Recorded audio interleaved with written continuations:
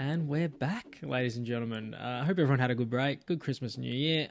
I know I did. And to kick off the brand new year, we're into 2022, we're going to take a trip back down memory lane, all the way back to my old apartment and to my very first ever video that I ever uploaded onto YouTube, which was my 2021 MotoGP season prediction video. And so we get the double bonus here for all of you kids playing at home of being able to see me in my super awkward first video. It is awkward talking to a camera in an empty room to nobody when you first start doing it. In fact, it's a little bit awkward right now. I'm sitting here by myself at home, just no one around, just talking to no one. So we get to see that. Plus, you also get to see how far off the mark I was with quite a few things. If I remember correctly, I've not done amazingly.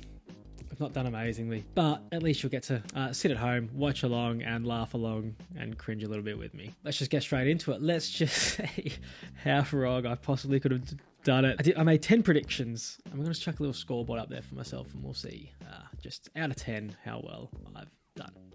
What are you talking about? MotoGP season predictions 2021. Look at the haircut. Right. It's a good looking rooster. Minefield this. If anyone out there managed to predict any of what went on, I'll eat my own socks. Let me know if you did. And if you can prove it, I'll eat my own... I'm not going to eat my own socks. No. It's near impossible. If anyone... As much as even just picking Joan Mir to win the world title, I mean, I can imagine you going for Rins maybe if you thought Suzuki was going to be good. Mir was from left field, right? I mean, you have to be a real visionary to have nailed that on. It's near impossible to predict anything that's going to happen in MotoGP. So on that, here are my predictions for the 2021 MotoGP season. I'm going to predict the exact date that Marc Marquez is going to return from his injury. I mean, Marc Marquez came out in an interview recently, he said, if I'm not back in Qatar, I'll be back in Portugal. If I'm not back in Portugal, I'll be back in Jerez. If I'm not back in Jerez, I'll be... Yeah, no shit, Marc. We know that's how it works, mate. Don't worry, guys. I know the exact race Marquez is going to make his first appearance of the season. There's a great video on this on YouTube. I'll link it somewhere. Go check that one out. There's a good channel. Physio, can't remember the guy's name, but Great, that guy.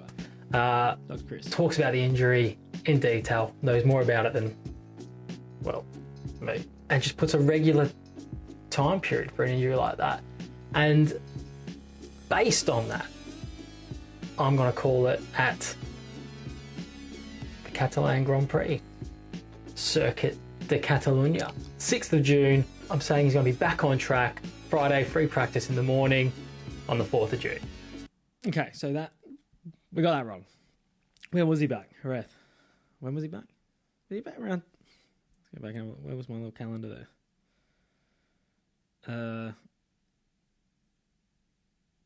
Did he come back in Jerez? I think he did. Yeah, I basically just took what the video said, like I said there, and just picked the closest date. Fair play to him. He got back nice and quickly. I'm sure he was still in a lot of pain probably when he came back. So, and we know he had a good season, didn't we? So, yeah, a bit wrong on that one. But let's jump back forward and see what we do. No doubt. That's it. I'm right. I look like a right twat now when he turns up in Doha. We're none for one.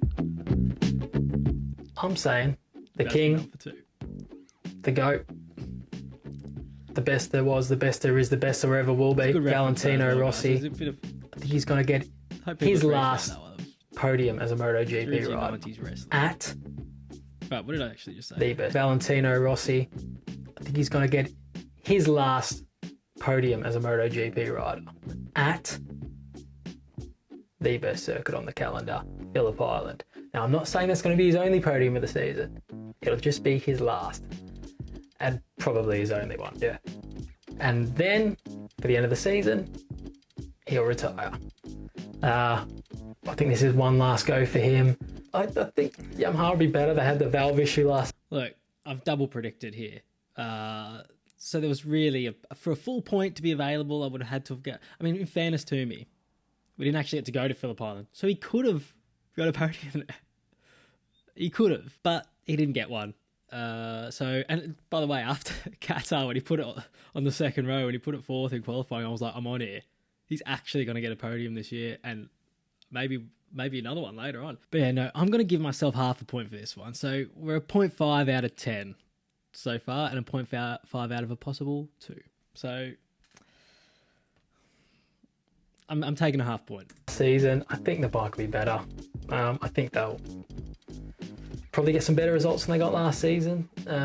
Rossi especially, out of the 4 of them that really struggled, it was him the most. I can see him being up there for a couple of Grand Prix. Managed to nab that podium early last season. I think he's going to get one late in the season this season. Let me know what you think, though. Is he done? Has he got more in him? Is he going to go on for like 6 more years? Is he going to be 50 when he retires? I'm calling it this season. I predict that by the end of the season, we're going to get an announcement at some point. The Petronas Yamaha SRT team is going to sign on to be a satellite Suzuki team for 2022. I think Suzuki's finally going to pull the trigger on that, chuck a second team in. They're as strong as they've ever been. Why not? The bike's a ripper. World champions. If there was ever a time, SRT are a professional outfit, the Petronas team, I think that's someone they would go after to try and bring in as a second team. Professional, quick, they know what they're doing. I think they'll relish the chance to be on a bike like that, to be a customer for a bike like that. And I think it's going to be all systems go. Well, let me know what you think, because, I mean, obviously I'm not getting a point for that. Suzuki still don't have a satellite team. SRT or RFJ, TNF, FPG, whatever the fuck they're going to be called now, are going to stay with Yamaha. I did think Rossi... did I say that? Which will pave the way... Cut in too early. ...for a Team VR46 Yamaha satellite outfit. Rossi's links with Yamaha. Obviously, we all know about that. Yamaha legend, I think, with a spot there available for someone, I think they're just going to offer it to him. I think he's going to take it, having their own full team, not this Avintia, a Sponsorama / VR46 shit that they got going on right now. Oh, and that will mean that once Yamaha move on eventually, Maverick and Fabio maybe signs for another team, I think you'll only ever see Italians riding Yamahas from now until the end of eternity. With VR46 being the feeder team for the factory. Right, so let me know what you... I mean, again, wrong there. No points. Let me know what you think of Suzuki's situation, because I think if they ever want to progress now to being going back to their glory days or being more than a team that just sort of wins a one-off one, every 20 years in between Doohan and Rossi, and then in between, Marquez and Quartararo, or Marquez again. I think, is this what they're missing? Do they need a satellite team? I think it would be good. I mean, I just take one of the Ducati teams. They got 12, so just nab one of them. I think we're going to see the return of the wildcards, and I hope to God we see the return of the wildcards. Nothing better than seeing a wildcard get thrown in last minute, jump on the bike, go win the thing. If you love wildcards as much as I do, because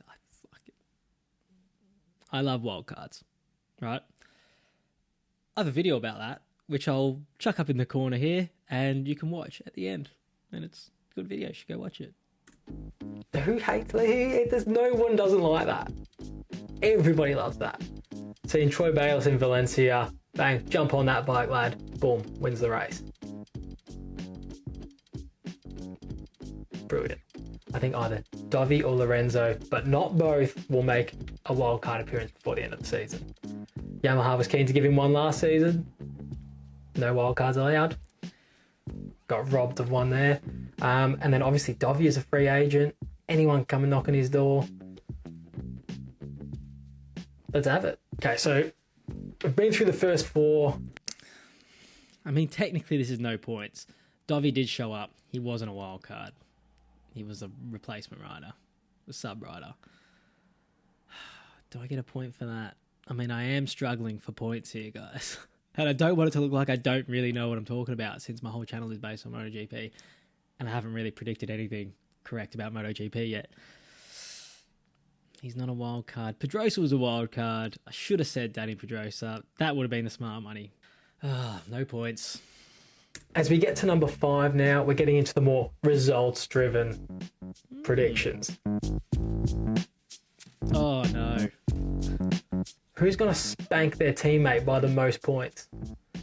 I don't actually know why I gave myself this category, because it's pretty difficult. Like, they're all pretty evenly matched, I think, this season. I mean, other than the Aprilia situation where we've only got one rider. And we know that Aleix is probably going to brush aside whoever it is, but doesn't score that many points himself. So if there's going to be a big points gap, I've gone for someone who I think is going to be at the top, and then someone who I think is not lacking quality, but I almost want to skip this one. Is maybe going to be lacking consistency and probably a bit of luck, like he did last season. So I've gone for the thriller, Jack Miller, to beat Pecco by the most amount of points. All right. Keeping in mind here, everyone, that I am Australian, and I was very excited about, Miller's pace. Just got at the factory ride, and, I don't even think I had seen testing at this point, but I was just chuffed. I was just chuffed for him. I try and explain my decision here, but there's no explaining this one, guys, so feel free to have me in the comments. Because any teammate's going to beat any teammate. There's no real scientific reason for this. I had to just kind of pick someone. And there was a big points gap last year. I actually think Pecco's great. I don't know why I've picked this, but, let's have it. Neither do I, mate. Viva Miller. Alright, so this one is probably my safest bet that I've gone with. Let's have a point for it, then. It's probably the easiest one to pick. Just because 3 rookies in the field this season, and one of them's on a new Spectre caddy and 2 of them are on old Spectre caddies. So I'm going to back in the new Spectre caddy to get the most points. Yeah, so Jorge Martin. Yeah, so, I mean, this one was a bit of a slam dunk. I will get my point for that. You did finish higher in the championship, but it was closer than it should have almost been. Obviously because Jorge Martin had his injury issues and he missed a lot of races. It was still excellent, and there's an argument here that if Rookie of the Season wasn't just given to whoever had the most points, Neo Bastianini was excellent, but I mean, Jorge Martin popped up with he got a win and a couple of pole positions, so, and who knows what he would have done given more races allowed on the bike. So, yeah, finally, an actual full whole point for me for that one. My number 7 prediction is for who's going to be my rider of the season. So who's going to deliver the most for the potential of their bike, who's going to reach that limit for their team, get the maximum out of what they can do for their bike. My rider of the season this season is going to be Johann Zarco. Oh. Hear me out. I think we're getting Yamaha Johann back. I didn't forget how good he was there. Like, remember how much we rated Fabio and Frankie Morbidelli last season? Doing that on the second Yamahas, or in the satellite Yamaha team, just a few years ago, that was Johann. Yamaha Johann. I think he's back, but like, not the Yamaha bit, like a Ducati one. I think he's going to have a similar season to what Miller had last year. This is a subjective one, right? You could think that Johann Zarco was the best rider of the year in terms of outperforming his motorcycle. I mean, really, it was Quartararo was the best rider. Was the rider of the season. Pecco was almost my rider of the season, actually. And you could also argue Jorge Martin was better than Zarco. But Zarco did... I mean, he had a slump in there, and it just took the shine off his season. Tell me what you think on this one. I'm not going to give myself a point. I don't think he was rider of the season. Put your rider of the season in the comments. And I'd like to see if anyone actually has him down. I think Fabio was the best, but do you just give it to the world champion or not? I mean, he smashed everyone else on Yamaha. Smashed them. I think he's going to lead that team. He's going to be fast. He showed glimpses last season. I think he's fully back now. Put him in a proper team. He's not just an afterthought. Get him on a new spec bike. Wasn't it? After the start he got. I think he's going to go close to a top 5 finish in the championship. But not quite. But No. just I could give myself half a point there if I didn't say that last bit. You know, not going to win everything, but he's almost going to get there. Okay, for my last 3 predictions, these are all my world champions across the 3 main classes. We'll talk on Moto 3, Moto 2, MotoGP world champion. And we do love Who the are they going to be? here on Rob GP. So my number 8 prediction for Moto 3 world champion, John McPhee. Look, it's not that I particularly rate him that much. I mean, he's quick enough. He's good enough. He wins races. He's been unlucky, you know, To in be the honest, I'm never past, going to but predict this one. he's going to have to win one eventually, right? So I don't follow the why not this junior one? of the junior category. let's be honest, it's just going to be another Spaniard again, isn't it? But yeah, love to see a Scottish lad win the world title. I would like to see that, actually. Put that St Andrews cross helmet right up there on the top step next to your World Championship trophy. That's what we want to see. My number 9 prediction, Moto 2 World Champion 2021. It's your boy Remy Gardner. Sure fuck it is. Obviously, I'm going for Remy Gardner on this one. Australian, lad, love him, quick, he ticks all the boxes. Get him that world title, straight up into the second KTM team next season. You can ship out one of those other 2, like Lecuona and Petrucci. I mean, I love Petrucci. Double prediction. Nice guy. What about the second bit? We've got Remy. So yeah, this is a double prediction. They've been trying to get him up there. They offered him the spot.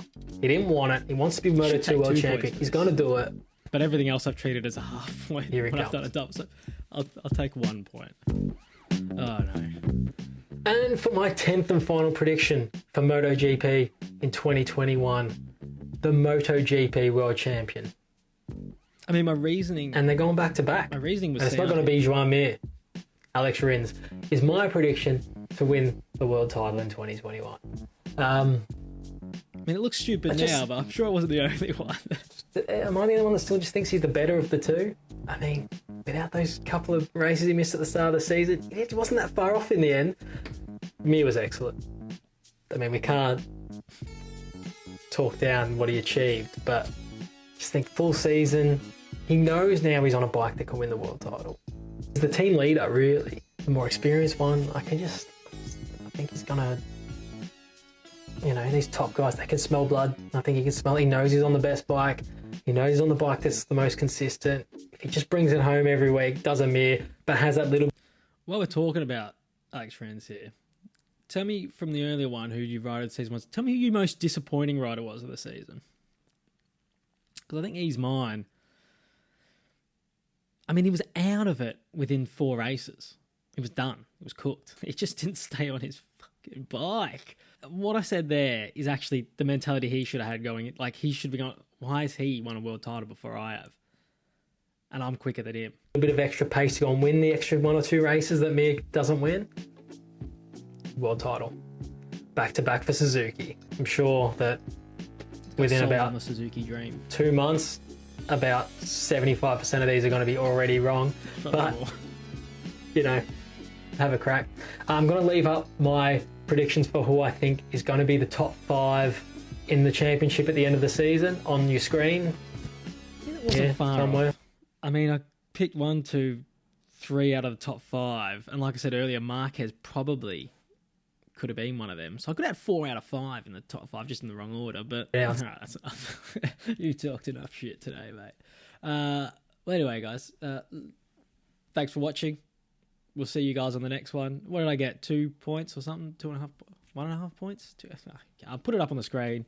It's up there. We've got a lot of good videos coming this year, guys. So make sure you subscribe and hang around and ring my little bell down there. I want you to play with my ding-a-ling. See you on the next one.